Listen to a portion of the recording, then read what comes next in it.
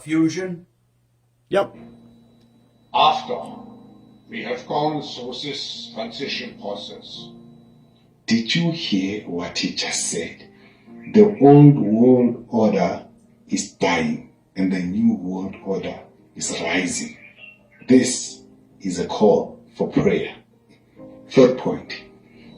politically, the driving forces for this political transformation,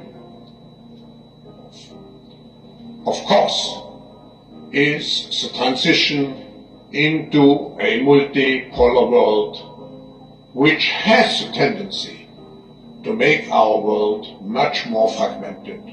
And for such reasons, events like this one, the G20, and so on, are the very important connectors to avoid a too great segmentation, I would say blockization instead of globalization of our world.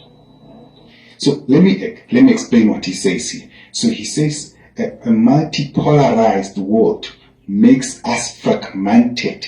So a multipolarized world is a multicultural world. It's a world of many opinions. And then he says it makes us fragmented, so it breaks us down. And then he says what I'm proposing is blockization instead of globalization. Do you know what he means when he says blockization? I would say blockization instead of globalization of our world. So blockalization is basically the way countries produce and do import and exports now. He says we're going to change it because this is globalization. It's as if the world is going to run through a district system. If you remember, in the Hunger Games, there used to be different districts. There will be District 1, District 2, District 4. So, and then we will say District 1 must give us coal. District 2 must give us gold. District 3 must give us bread. So now, even if your country produces gold, but if it's in a different district, you will no longer have to produce gold for us. So that is what he means when he says localization. He wants to block the world into sections.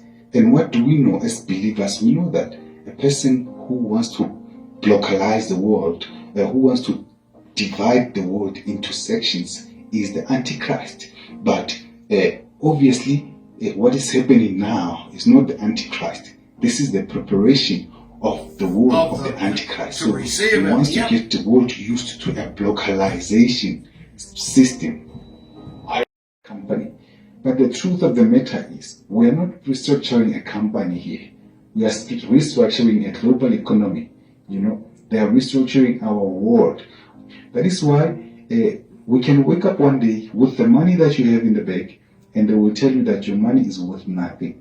You're gonna wake up one day, and then they will tell us that you have to submit all your money to the government.